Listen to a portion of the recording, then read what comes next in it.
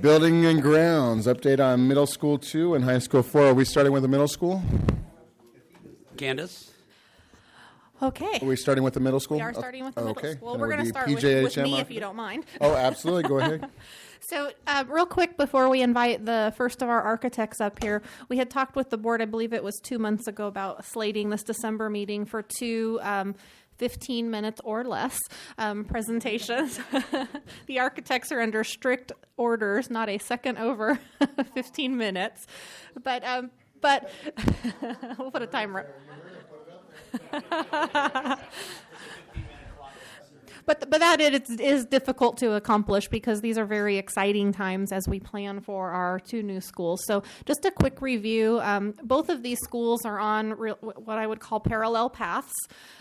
We are planning and designing for both of the schools.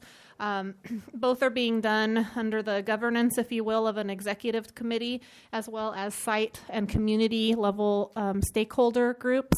Hector Gonzalez isn't here tonight. He is recovering from knee surgery, but he's been working with Will in the Paris Elementary School District, their new facilities director, as well as Bruce Shaw in Menifee, keeping them up to date. And what the purpose of tonight is to present. We've presented these plans to you almost a year ago, 11 months ago, and then again in July. And so these are really, I hate to call them the final plans because, they're never really the final plans, but they are the plans that after we show them to you tonight, we plan to give the direction to the architects to go ahead and finalize what you need to do to submit to the Division of State Architect as well as to the California Department of Education.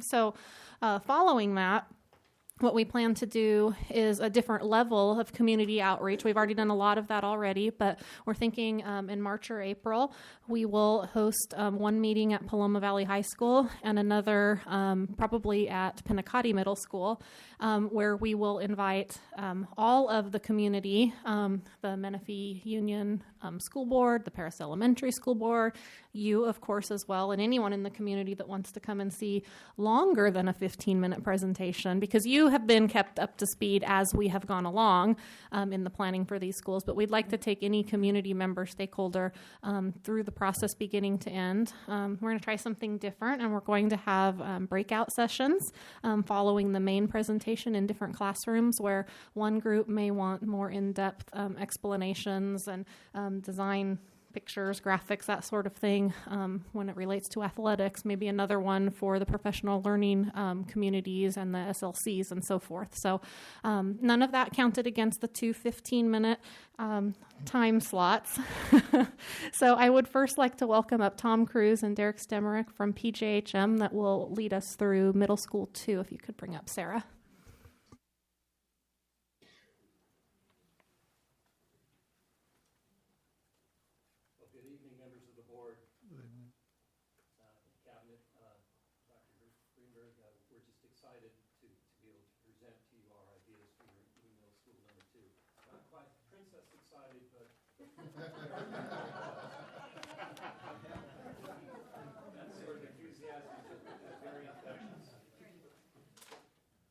Wonderful here.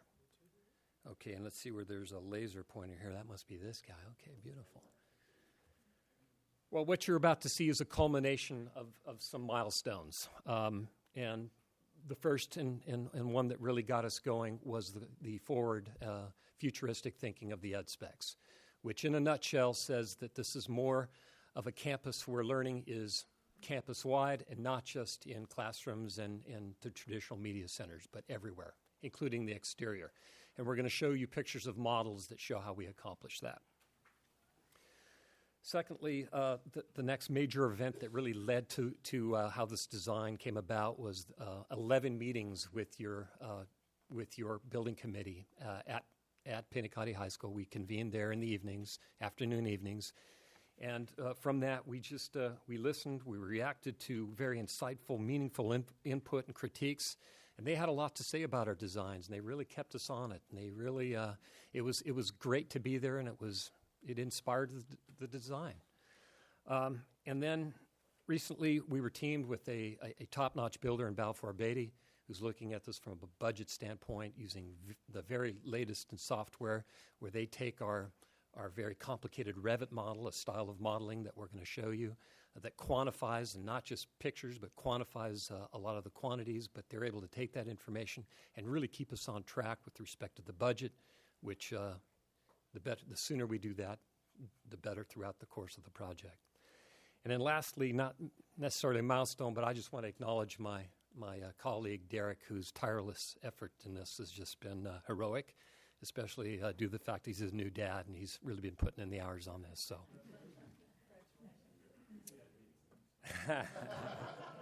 that's for sure. Oh, are we missing the capacity sheet? Oh, okay. Okay, wonderful. You do have a sheet in there that kind of gives you the basics of how many classrooms, the acreage, student capacity of 900, et cetera, et cetera. But the vehicle with which we're going to communicate to you is actually a 3D model of the entire campus, both interior and exterior. And this is an aerial view of that model showing the location of the school. Quick orientation here before I get into the details.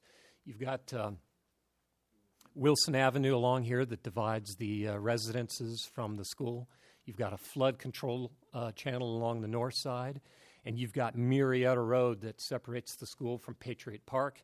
And another reference point here is the Skyview Elementary School, so that kind of places the property. We've used playfields, turf playfields, to buffer the school from the existing residences, and we've got another playfield here that will buffer the school from future residences that will be eventually constructed here. We've got a parent-child drop-off loop that starts off of Wilson Avenue. It's in line. It aligns with Bahia, and that was mostly mandated by the city of Paris that wanted that point as an ingress and egress. So we've got an appropriately length parent-child drop-off so that none of the queuing happens on the residential streets, but on our property. We've got a parking area for events that happen in the gymnasium.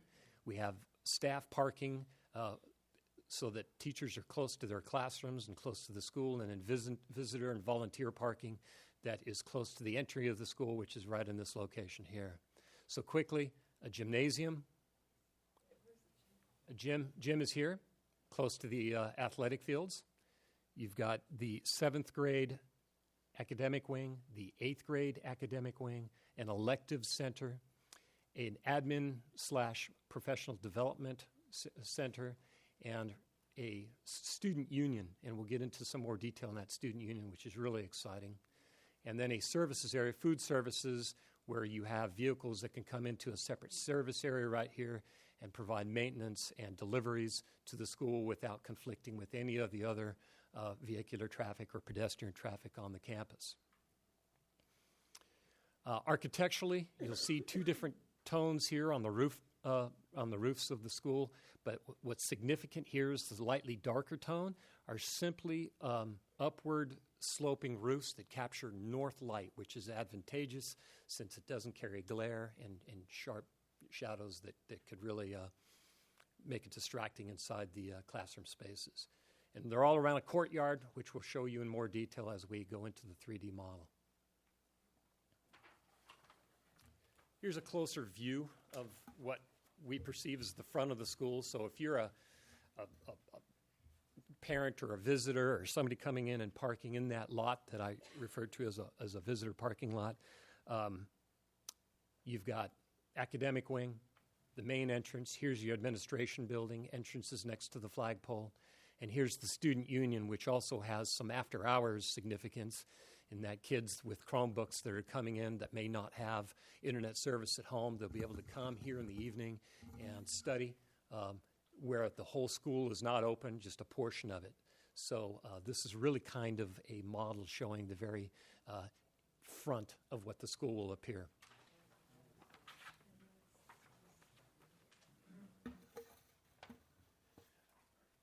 I wanted to show just a composite floor plan that really gets into the heart of how we address the ed specs.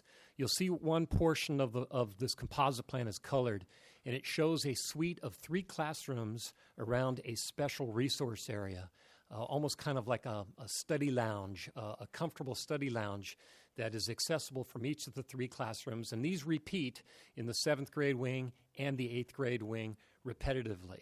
And just outside of this special resource area are 2 outside learning labs, so that the student really has a choice of, hey, it's a nice day, I think I'm going to go study just outside that room, or maybe I'll actually go into the courtyard to study under the trees. But again, we'll show some more detail on those different options that students have to study throughout the entire campus, embracing the ed specs. One of the things that you'll notice, too, is that there's a stagger or a zigzag on the inside face of these buildings that relate to the courtyard, and that is so that all students and all staff enter the buildings from the courtyard side and never have to travel to the other sides of the buildings, of the single-story buildings, to gain access. And that's for supervision, and that's for safety in the event of an emergency. So in that colored area that I previously talked about, here's what it looks like to be in one of these cool special resource areas. You'll see some glass doors that lead into the classrooms, and that happens in 3 locations, but from this perspective, you're really kind of seeing one. But you're seeing us take advantage of that north non-glare light. You can see some of the views that are actually pretty accurate from what you would see from that site looking northward to the hills just north of Paris. Volume ceiling, natural light coming in through solar tubes that bring light to these wonderful little study carrels and these group study spaces. But all in all, a comfortable, a very casual, comfortable living room kind of feel that inspires learning in groups with Chromebooks next to classrooms. So if I were in this room looking this way, to my back are some glass doors that lead to the outdoor version of these spaces, and that's what you see back here. These are the glass doors that I would exit out of the space you were just in, and then I would have a study opportunity in lots of shade, in partial shade, and if I'm with my group and the time is right, I'm also out in the courtyard under a grove of palms that gives us just another level of shade. But overall, shade is very sensitive here in the Inland Empire. Many of our architects many of the architects that serve school clientele are always criticized for, you just didn't provide enough shade. You didn't give, it's hot. And so this particular design embodies it. It embraces shade of all different levels because the kids have Chromebooks and they are studying outside. So we wanted to give them those quality spaces. But you can see the little group outdoor learning centers that are adjacent to the indoor learning center, and it's all connected to a circulation spline that is covered with a nice walkway shelter.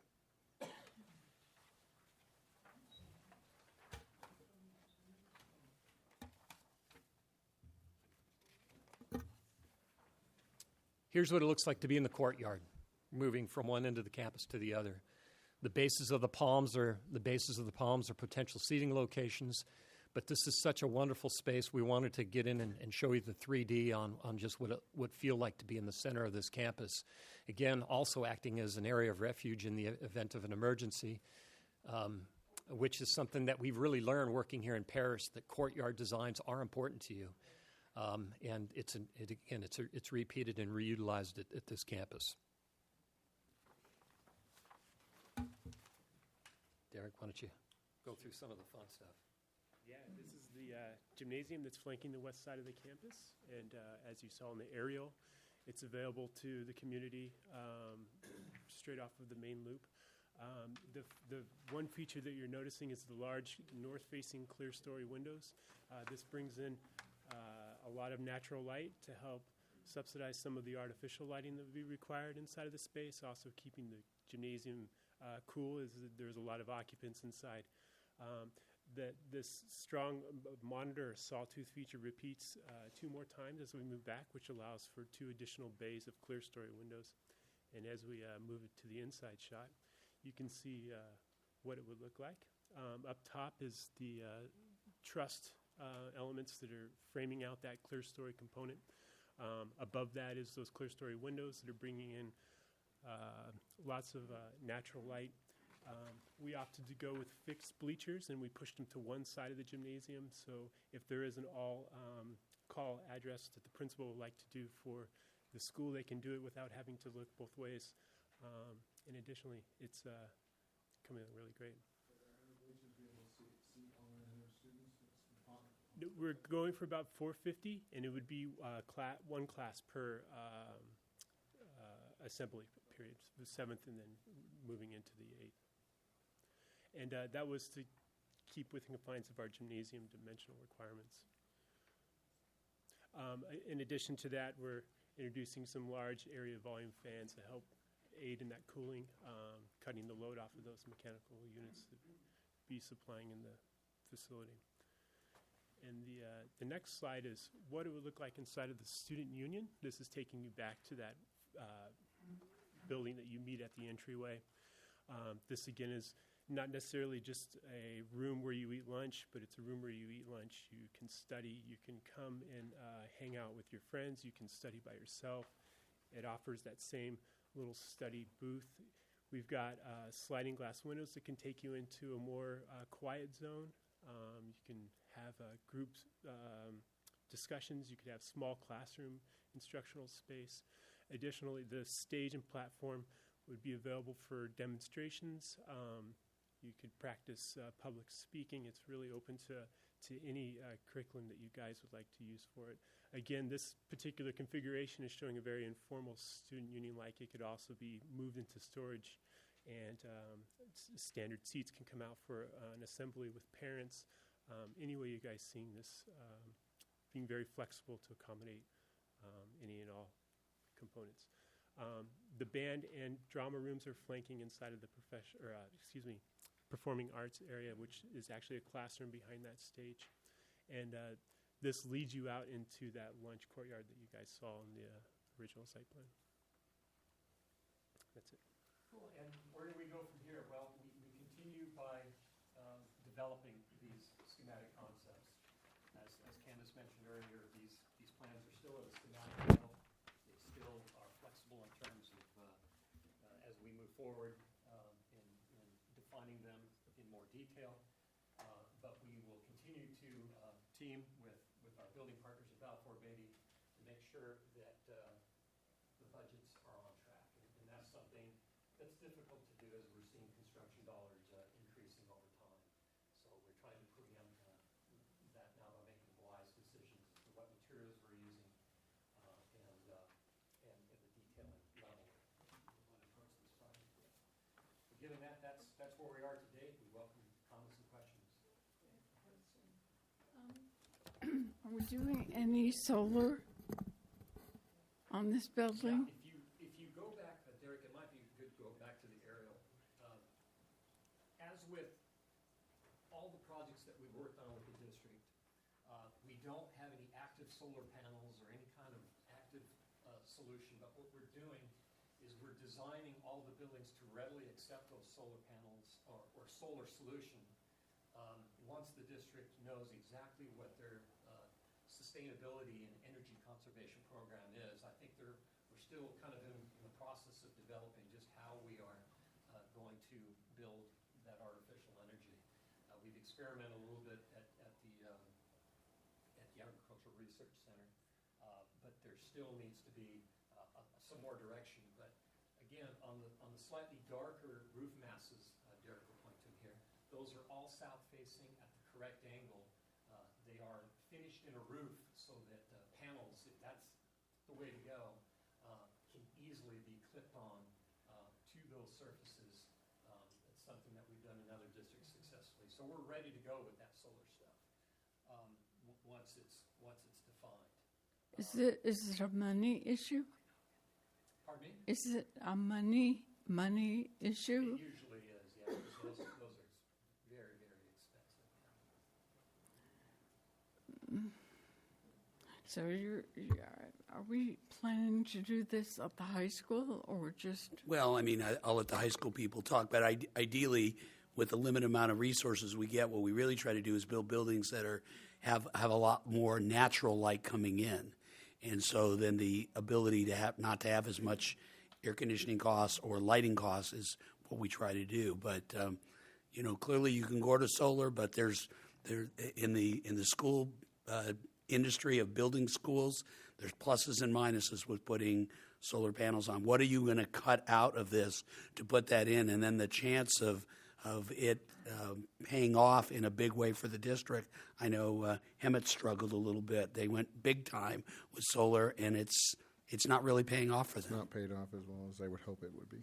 So, we'll certainly look at it, Mrs. Twyman, as we get closer to construction. There's a lot of low-hanging fruit, too, in terms of energy savings. Right. We've really been masterful at grabbing that low-hanging fruit, making sure that our buildings are oriented properly, making sure that we're properly insulating, not just leaving exposed block walls and gymnasiums, but really actually insulating them. So we're able to really grab a lot of the building efficiencies, hopefully, to reduce any kind of expensive commitment to solar panels in the future. Yeah, so there is a chance we could do it in the future. Oh, absolutely. And all of our designs embrace that. And also, I had a question for the turf areas. Are you using natural turf, or are there any areas that will have artificial turf? Because I know with the drought conditions we've been experiencing, if any of that was budgeted in. And you brought up an important point, not just so much on whether we're using synthetic turf or natural turf, but all of this model in particular really shows the extent of the drought-tolerant kind of landscaping concept. So if you've driven past Pinacati, you see the desert landscaping and the use of the decomposed granite and the rock.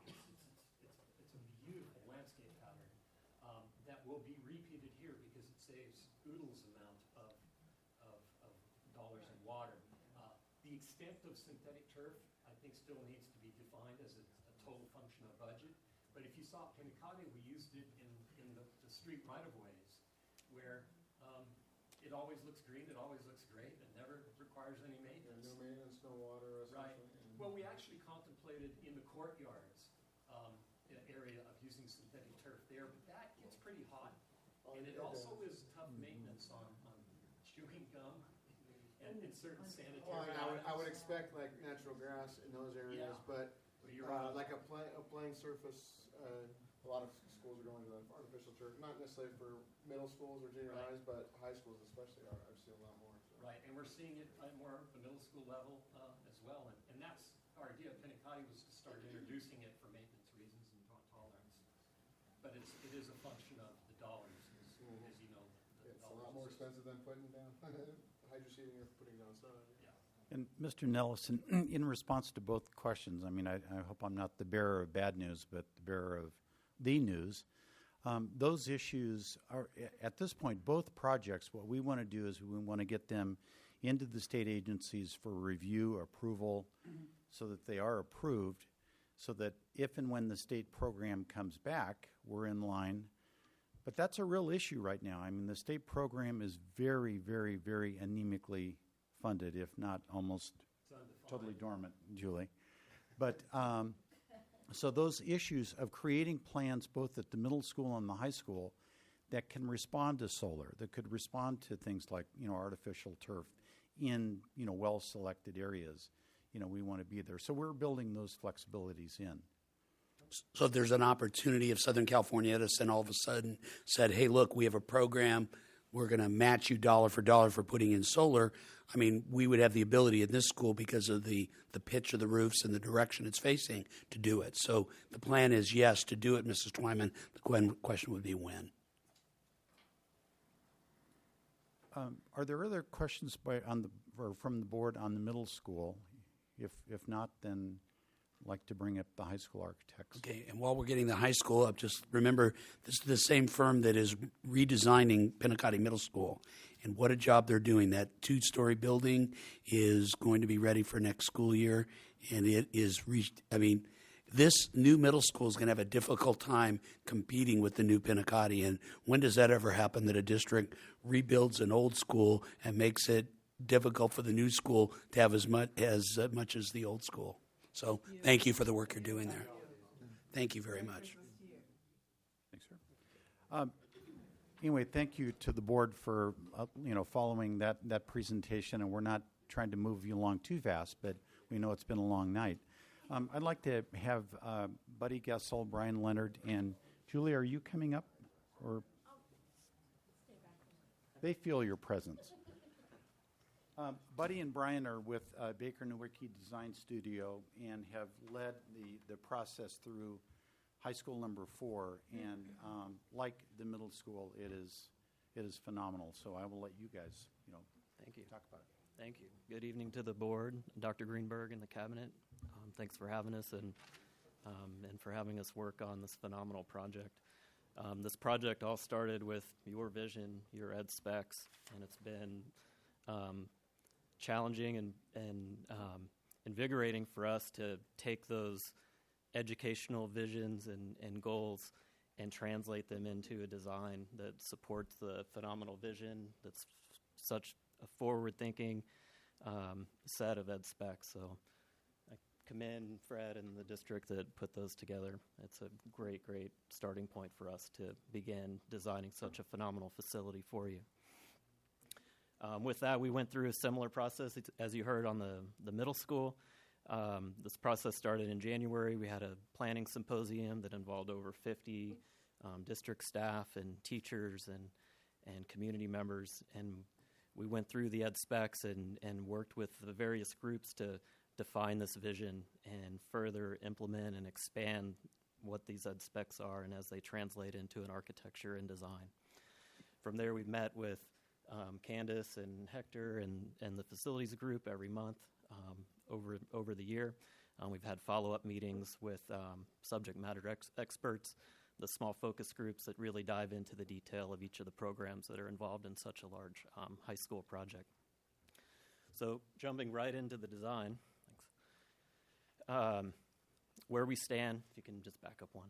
Where we stand right now in the design process, the facility is about 268,000 square feet. We've got over 30,000 square feet of covered area. Shade is very important with the environment we're in, and you'll see how integral it is in the design as well. The campus currently has 92 teaching stations and supports about 2,500 students, with student, staff, and visitor parking totaling about 800. So we're going to dive right into what this campus looks like, and we're at the front entry of the campus. In the main parking lot, we've got the admin building and theater to the right and gymnasium to the left. So as you approach the campus, we've got all the civic and public uses right up front. So there's easy... That's along Leon, right? Correct. This is off of Leon. We'll come back to a site plan just to give you a general overview in a few slides. But this is approaching the campus. It's simple wayfinding. You can see the front door of the campus, and it's easy to find your way onto campus. As we move up to the front door, we're up to the admin building here. This is the main entry. It's secured across the front. You're starting to get a glimpse of the drama black box on the right that's associated with the theater complex. It has its own material and identity that starts to create some curiosity of that space and the fun things that go on in there. You're starting to get a peek of the shade structure that supports the student union and the lunch area for the campus as well. As we move into the campus, with the site being so large, there's a 15-foot grade break across the campus. So what I mean by that is all the academic buildings are up at this upper pad level, and then as you come down to the stadium level, you're down 15 feet. So the stadium is sunk down. The bleachers for the stadium are set into the slope. And here you see the gymnasium with the weight room up on the second floor. You have phenomenal views over the stadium as you're working out and being motivated. You know, if you're in JV and you see the varsity guys out on the field, you start pumping the weights even harder. So as we call those the terraces. It's creating a space that is active, and the students can be on those terraces and be out in the center of the campus. As we move up those terraces, we see the admin building that's centrally located with phenomenal visibility through the campus. We see the student union to the left and this phenomenal shade structure that creates a central gathering point for dining and circulation of the campus. As we move into the campus core, we see the SLCs and CALs. There's 2 in each of these here. We see the theater, black box, and drama Cal 5 programs in there. And then the science is the hub in between the 2 classroom wings. It's important to point out that in the middle of each of these Cal SLCs are the professional centers. So downstairs you have the AP and the counselors that are decentralized on the campus. And upstairs in these pop-outs are the teacher professional areas where they collaborate, and they're given a very prominent position on campus where they can overlook the campus. They're put in a very prominent position because they're the heart of the campus, and they're the focal point, and they're put out with that prominence. As we move into the campus, we've got a cafe kiosk with a eating area as well that's sunk into the quad. There's a fabric shade structure that comes out over this to provide shade for the eating area, and you can see these pathways to the CALs and SLCs that allow for the circulation into those.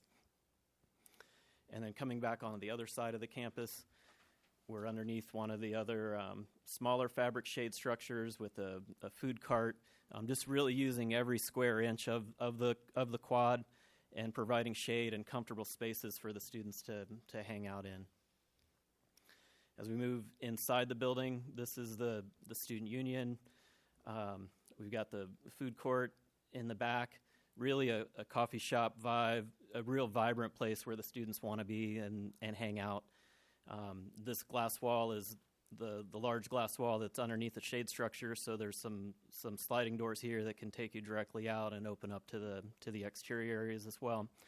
And upstairs here, we're seeing the Learning Commons.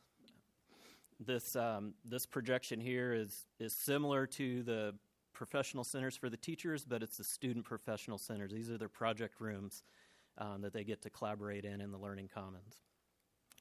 As we move upstairs into that Learning Commons, you see these are the project rooms that we were just seeing from below. And in this Learning Commons, it's a very collaborative and loud space compared to maybe what a library used to be. The quiet rooms are maybe the project rooms, and the students can actually collaborate and work together out in the Learning Commons itself.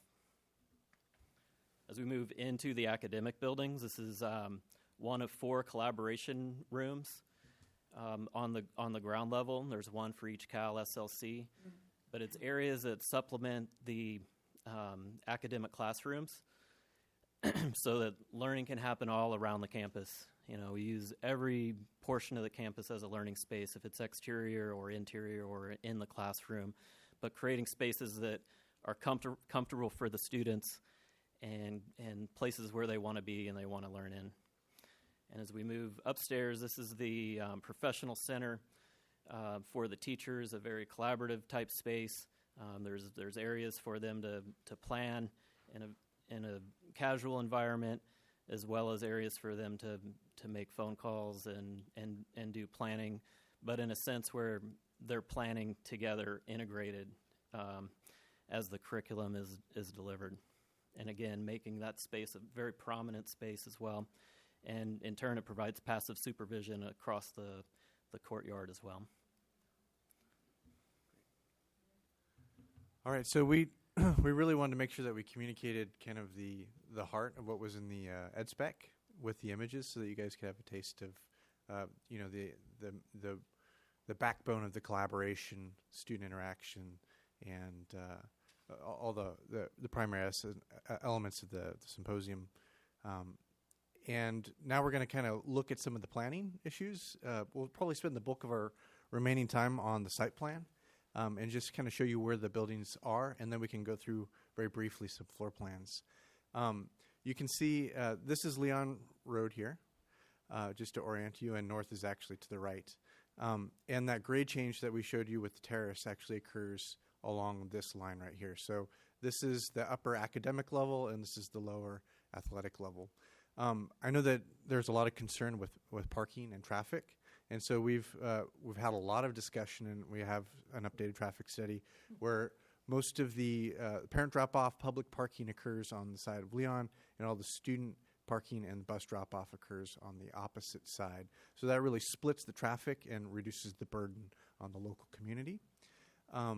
Most of the residences occur on the west side, and they get a lot of vegetation with the athletics. And we tried to bury the stadium into the heart of the campus so it wouldn't be a burden for noise or light on the surrounding areas.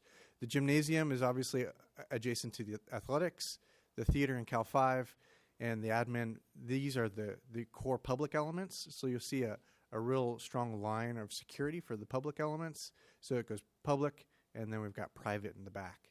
We've also got it stratified as a very social area. The student union that you saw, it's a very dynamic space, could be used as pre- and post-function spaces if the theater wanted to be used or the gymnasium wanted to be used by the community. And we do have security fencing that kind of functions as a lock system to allow those multiple uses. As you go and it stratifies in this direction, it goes from loud social to quiet academic. And that's kind of the heart of the planning in that sense. And we created and subdivided the quad to create a lot of active social spaces and a lot of quiet, reflective academic spaces. So you'll see a little compartments and locations all within the quad. And all of those relate to the primary entries for each of the CALs and SLCs. So those orange extrusions that you saw are located right here in each of those spots. We also looked at it a lot like a city to make sure that we've got edges, nodes, clear lines of path. So a lot of that is part of the planning. This is the administration. Just quickly to run through it, we've got the public side, the entry, and then the principal's got the best view in the house because they look over the fields, and we've got great access on all sides. And what's really great about the admin building is they've got direct supervision of the primary student entrance, the public entrance. They've got direct supervision of the quad. They can actually look over the athletics field. The admin's in a really great spot. As we look at the classroom buildings, we've got on the ground floor, we've got the collaboration spaces and the professional center above. Again, the sciences in the corner. And then we've got those flex labs that are part of the CAL spaces on the backside with some outdoor learning. Again, the second floor is very similar collaboration spaces. And then you can see that professional center for the teachers. For the gymnasium, ground level, we've got the gymnasium on the lower level of the athletics. So as you actually enter the gymnasium, you're actually looking down onto the gymnasium space. And then we've got locker rooms at ground level. On the upper level, we've got wrestling, the weight room, and all those have great views of both the gym and the stadium. Student union, again, we already covered. It's a really wonderful open space on the ground level, and then the library or the learning commons on the space above. And then lastly, we've got the house space for the theater, and we've got a really dynamic plan that starts to connect digital arts and the visual arts and connects it with the performing arts in some really nice and dynamic ways so that they can have shared program and shared spaces. I think that is the last slide. I want to make sure that you guys have time for questions.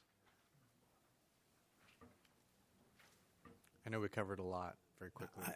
I have a question. There's a lot of areas there for shade, and you talked about shade structures. And just curious, a lot of times they'll put a shade here, and the shade hits over here. How do you design that? I'm not a builder or anything like that. In other words, they'll put a shade right over, and here are all these seats where the kids are going to sit or whomever.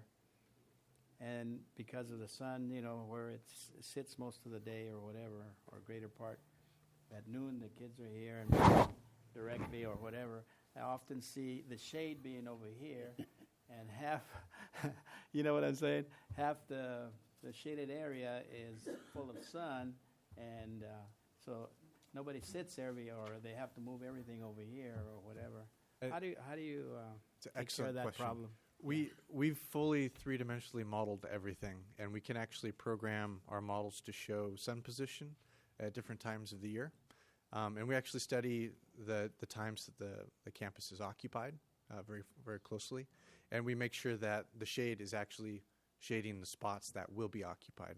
So we've done multiple layers of analysis. We also study how our shade shades the building as well, because we have to shade the glass. So we've done a lot of in-depth shade analysis already.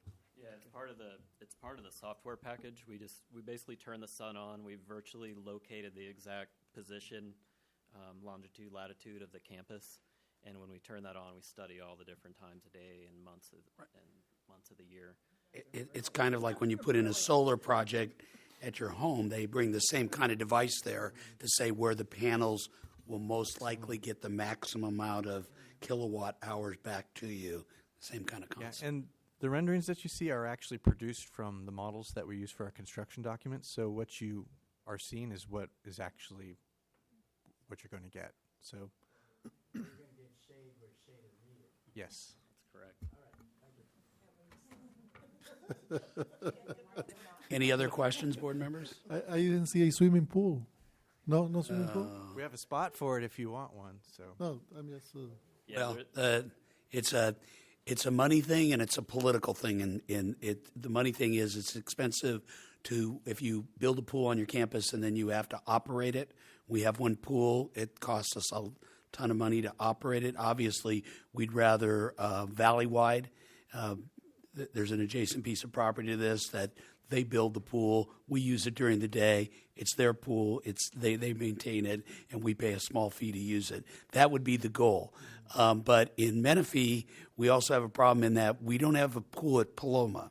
So I've already been told by people on the west side of this community, you better not put a pool at that school without putting a pool first at Paloma. So we got problems. I think there's even one more interesting part to this. If you could look at the site, this part right here is half of an adjacent park that extends up into a residential area here. And it so happens that Supervisor Stone, who's no longer on the board, but has requested this developer to put in a community pool in that area. So to echo Dr. Greenberg's word, I don't think we put a pool here and not at Paloma, but if the developer wants to build it on property that we can, have a joint use agreement, that may be a possibility. Thank you very much. Great presentation. And just so the public knows, again, I know the question is, which school are we going to build first? Well, we first have to get this up to the Division of State Architect. It has to go through.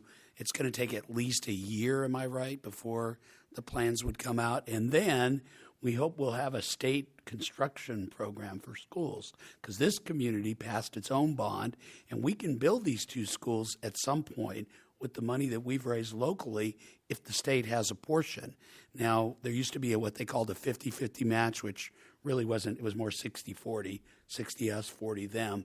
But there's no program like that right now. The state has no money. And so we're waiting to hear what Governor Brown's plans are, because he thinks we ought to build all schools locally. Well, there's no way, unless you're in Beverly Hills, that a school can be built by the taxpayers and the people that build homes only. There's just no way that can happen. And then the answer would be, which school would we build first? It depends. We get some time to look at our enrollment trends to see which school is needed first. And then, quite honestly, maybe you build them both at the same time. I mean, that'd be the goal. But again, we're a few years out from having to make those decisions. And I think, lastly, the issue of Menifee unification, fits into it. As time goes on and we get the plans, in and out of the state, we find out if there is state funding. We know where Menifee unification, that may play into it as well. But the goal is to get both projects in position to match that local money with state money if and when it's available. So. And Julie Zimmerman knows when that money's going to be available, right, Julie? Community colleges are facing the same issue. Our community college here in this community, or the most of our community, Mount San Jacinto, they passed a bond measure, and that's great, but they also want some of that state money so they can maximize, kind of what we did when we built Heritage. You know, we maximized the use of the money to build that school. We had some money left over. We built the Agricultural Research Center. But you want to get, and Fred and Candace are geniuses when it comes to trying to maximize our local dollars with everybody else's money as well. And I just want to make sure the board understands kind of where we're at here, because this is a pretty profound position that we're at tonight with both projects. That, you know, a couple of years ago, we made the conscious decision to not wholesale repeat Heritage High School, and we chose to bake a cake from scratch, and that's where the educational specifications came from.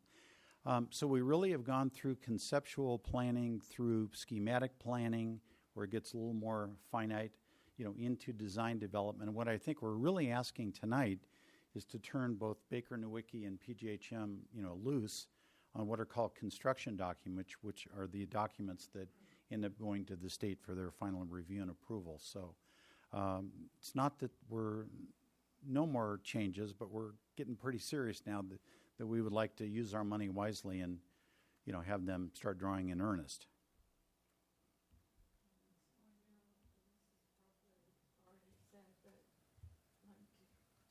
Have input to the way these were designed. Oh, yeah.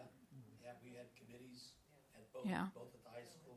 Both at the high school level and the middle school level, we had staff committees. We wanted teachers and principals and classified employees who are there at the schools to give input and to say, no, you need to do this, or you need to have a shade structure here. So, yeah, that's been integral to what we've been doing. Okay. Dr. Greenberg, you mentioned that we need to look at projections and things like that in order to have an idea. But what could be some estimated date of opening of the schools? Just an overall idea. He can All right, But- Dr. but- Good, go ahead. There we look. Pass the ball to my USC friend. Right, Go right. ahead, Trojan, try that. The thought. It didn't work. It didn't work too well at the Rose Bowl, I want you to know, last month, but that's okay. Yeah, but I didn't play in that game, so, you know. Anyway, so when the community passed the local bond in 2012, the idea was to take that money and match it with state funding. So let's assume that there was state funding right now. I think what we would be looking at least with the high school, is probably a 2017 opening at best. Would you agree kind of with that? And I would the same for the middle school. About the same? DSA next August, can bid in December, January, and a year of construction, maybe 16 months. And so the idea becomes that, like I've said all along, get both projects into the state, out of the state as quickly as we can. There's some interesting things that are going on enrollment-wise, and again, it relates back to Menifee unification. If Menifee were to unify, all of a sudden they would have to house about 1,000 students from Heritage High School that would have to be housed somewhere, and that somewhere right now would be Paloma. So we have time for some things to clarify themselves as far as projections and is there state money, is there not. But I think those would be the very earliest times that the schools could open. That's assuming a year from now there's a state Right. funding. I mean, I know the school district you work in, same thing. You pass a bond measure, that's the good news. And in the past, that was the tough hurdle. Now the tough hurdle is where are we getting the other half? Because we can't do everything we want to do with just the local money. Right. So are we good? Thank you. You know, Joan, you were saying that, and I was sitting there as a former teacher commiserating with you about, how difficult it is for teachers. I would extend on that and say how difficult it is to be a student, how difficult it is to be an assistant principal, a food service person. It's a very challenging time, and I can't thank these guys and PGHM enough for how much they have reached out to all departments, and constituents in the area, and we'll continue to do that. But it's a real challenge. Well, the good news is on the Yeah. I was going to say the good news about the middle school is that if Balfour Beatty does the work and builds the school, which we hope they will, they built my middle school when I was a principal back 20 years ago, and it was a record. They built it in 9 months. They had David Brown Middle School up in 9 months from. You were there. You were working at Temescal Canyon High School. You know they were able to get it up. So if we get the money, I mean, we've got the best architects. We got the best construction people to do it. We're going to get it done. And you did that with the UCLA person, so that's even more. Yeah, more yeah. I tried to make them the Bruins, but they didn't do it. Dr. Greenberg, I know Candace had to leave. She wanted me to cover the refunding, if that's appropriate. Yeah, I would like. Well, it's wait? coming. It's coming later in the agenda. Okay, right. Thank you very much.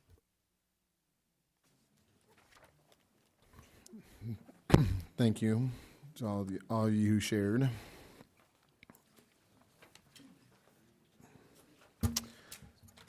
Okay, information item revolving cash report. It's still revolving. Still cash in there too, I hope. Yes, more. All right, board policies, community relations, series 1000. Closed session needed? No, sir. Good answer there.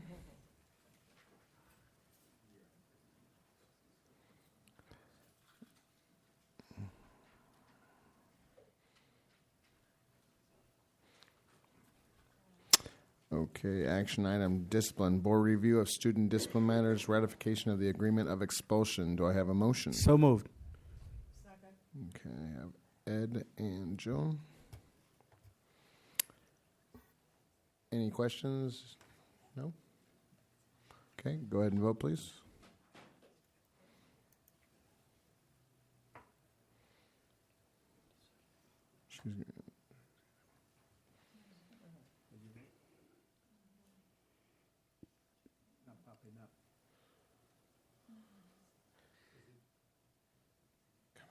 Come Shane to the rescue.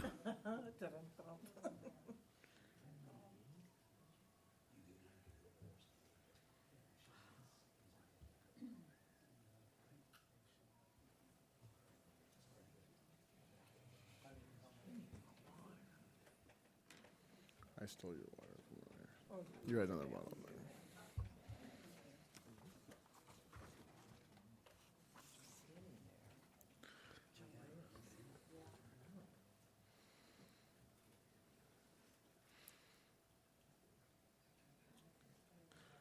Other items by the superintendent? One item. Again, Candace had to leave early, family emergency. Everything's going to be fine, but she had to leave early. And Dr. Good, I'd like you to talk about something that almost is revolutionary and never happens. Very, very lucky. And Dr. Rouse, I'm sorry you weren't here when we did the first thing I'm going to talk about, but it will make sense to the board, and hopefully you'll get caught up here. But very recently, what the board did was had an opportunity to refund the general obligation bonds from Measure A, which was the bond issue in 2004. And the beauty of that to me was that it really didn't help the district per se, but it really helped taxpayers. It helped save money. So to me, in the spirit, when you go ask a community to, vote on a bond, it's incumbent upon us to do whatever we can to use the money as efficiently, as effectively, as we can. Well, lo and behold, a second opportunity has come about, but this one is even way more exciting because in the district, there are two community facility districts. And Dr. I think in Haroopa, I think you have some of those financing districts as well. But there's one called CFD, Community Facilities District 91-1, which is in the city of Paris. And it's pretty small, but nonetheless it was formed in 1991. And what both of these districts were formed for were for developers to, instead of paying school fees, each of the units in these areas created special taxes over every year that created money for the district to use on facilities. CFD 91-1 is especially interesting because Paris Elementary is a partner with us in it, so they receive funding as well. CFD 92-1 is a much larger, mostly Menifee, unincorporated area of Riverside County, a little bit of Murrieta, a little bit of Lake Elsinore. It's a Swiss cheese map, if you will, that has got both currently developed properties and properties that have yet to be developed but will be. So it's a very, very large area, and again, it's got an annual special tax on each property that is either already built or will be built. So what has happened is, because of the very favorable bond market rates that exist right now, and in the CFD 92-1, the Menifee, Lake Elsinore, Murrieta, unincorporated areas, because of development environment coming back, we have an opportunity to refund the bonds that we sold in 2011, which were the revenue bonds in those two community facilities district areas. Between 2011 and 2014, interest rates have gone down, but in 92-1, there's been a lot more development, so we have the opportunity at no additional impact on tax rates. We have the ability to refund those bonds and create about $7 million more in new construction funds, of which Paris Elementary would get a small part, about $600,000 out of that. But it's a really exciting opportunity that we'd like to continue to move forward on. And if all goes well, we could sell the bonds in probably February or so. But that's the Cliff Notes version. So it's really very similar to what you did in the previous action for the general obligation bonds, except with this one, we can create more construction funds, which, by the way, the majority of those would have to be used in Menifee area schools, either High School 4, Paloma, or Heritage, because the taxes would be generated from there. But and the money that's generated from CFD 91-1, I would assume would be used at Paris High School. So, more to be said at the January meeting. Though obviously there's no action taken tonight, but we didn't want to surprise you in January because we have to move quickly because we want to take advantage of a favorable bond market. And I spared you the PowerPoint. I thought you'd seen enough tonight, so okay. And we appreciate that. Thank you.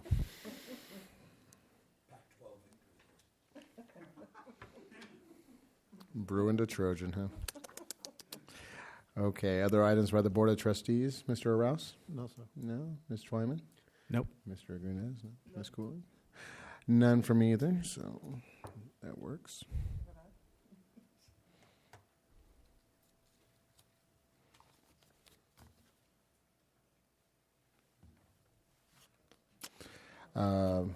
Movement for adjournment? So moved.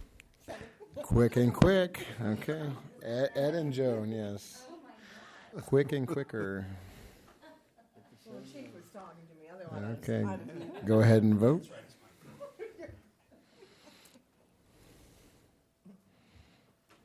Now you're the last to Yeah. vote. The two that made the motion and seconded were the last to vote. Okay. Okay. Should we take a small break before CMI? I turned into a pumpkin. We still have to wait for a little bit. Lori's going to change over. I'm sorry. The meeting ends at, what is this, 8:46 looks like. 8:46.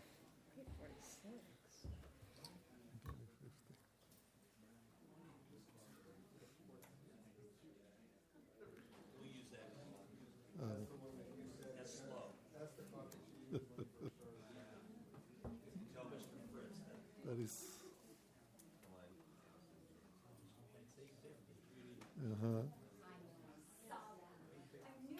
Judy Miller, tell Mr. Fritz that clock is slow, okay? 5 minutes.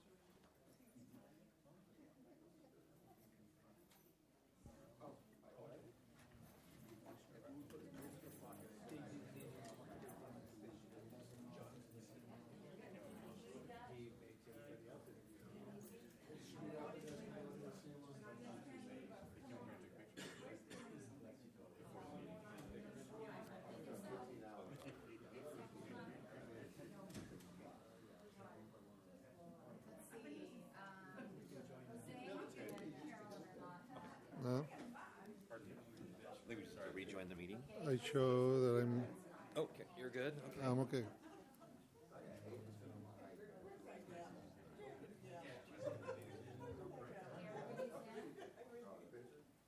I think she should be good now.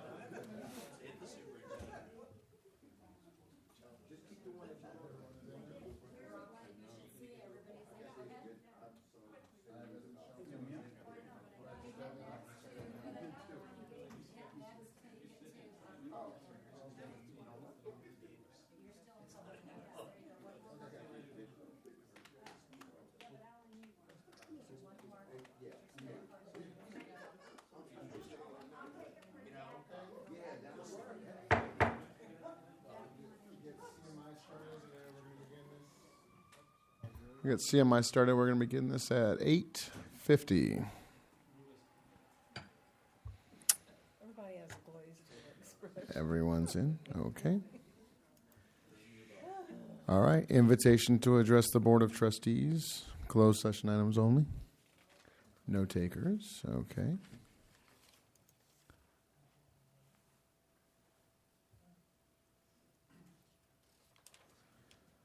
Okay. Adjourn to closed session if needed. Not needed tonight, sir. Okay.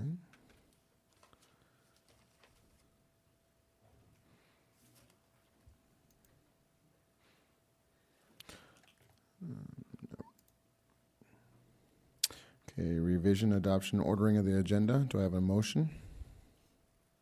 So moved. Second. Third. I haven't seen the moment. Today it's been turn 55. 55. 55. Sick man. Go ahead and vote.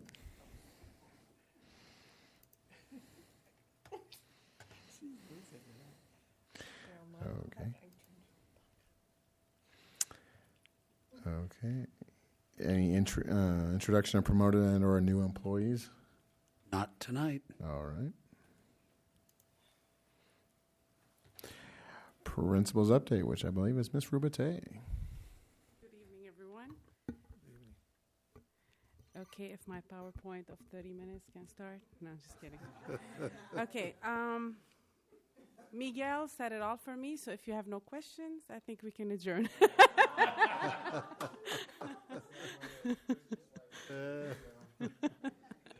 Right? And I waited 4 hours for that.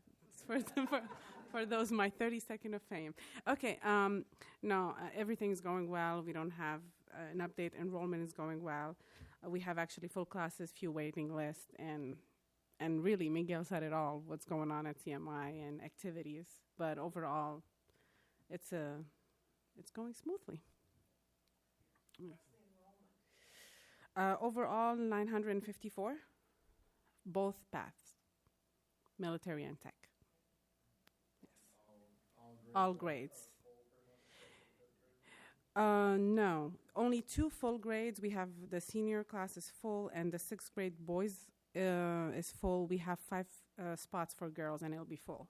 I am processing currently few enrollment for 7th grade since we had a waiting list. For the most part, we have the 9th grade class has 20 spots. Other than that, it's pretty much 5 seats available here and there. So we're almost at capacity.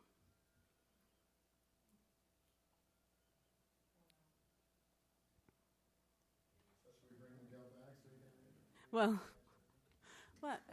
Okay, teacher of the month. No, I mean, yes, as I said, he really did mention everything. Unless you have any more questions, I'll be happy to answer, but. Oh, pass and review.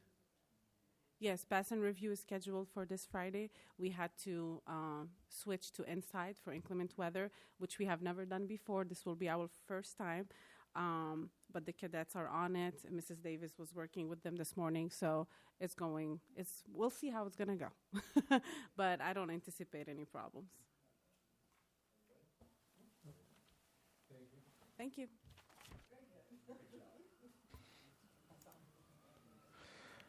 Invitation to address the Board of Trustees on agendized or non-agendized items. Any takers?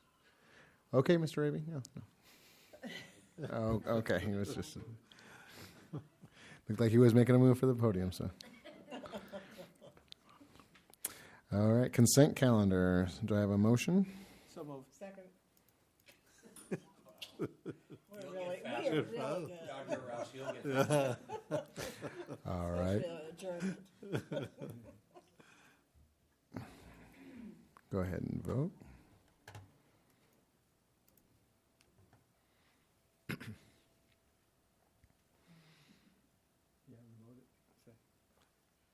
There we go. It's, It takes some. his iPad takes a little bit of time to register sometimes. Other items by the superintendent? None. Okay, good answer on that one. Other items by the Board of Trustees for CMI? No? None. None? Good answers. And motion for adjournment? So moved. Nobody wants to second it. Okay. Well, you're I guess we'll be here forever then, huh? You gotta second. Oh, Jose got I one. got a in. sec. All right. Go ahead and vote.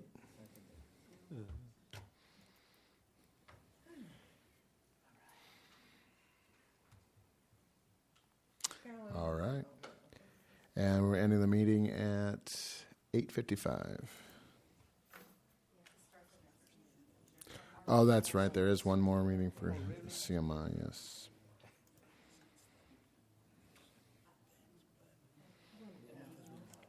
Can we join it? Okay. All right, you can go ahead and join the meeting now.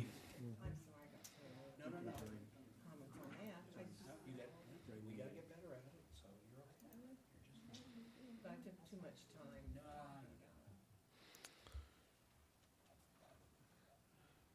Is the superintendent supposed to call this one to order? Or am I? There's Valley Capital. Okay.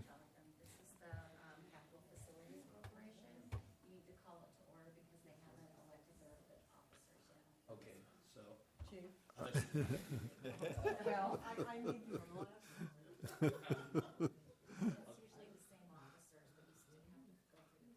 Okay, so, call this meeting to order, the Capital Facilities District of the Harris Union High School District. At 8:56. Thank you. Okay, and now we need to elect a president, is that correct? Yes, but you need to fast forward with that, David.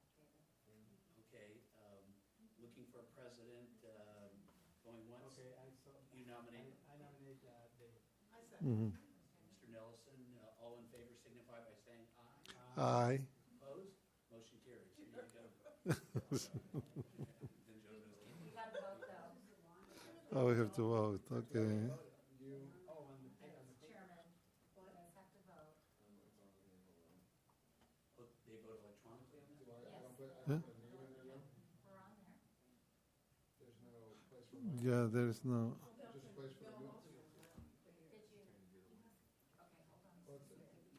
It's general functions, election of officers for chairman. The movement was from Ed, second was from Joan, but there's no place to put in a name for who's being voted on. You don't need to. Okay, I just want to make sure that. Yeah, you don't need to put anything in there. I do that. Doing a good job as a president. It's okay, just move on. I got you covered. Okay. Okay, election of secretary or treasurer. Any motions? That is your vice president. The vice president. So I move to nominate Ed I as a. second that. Very good choice.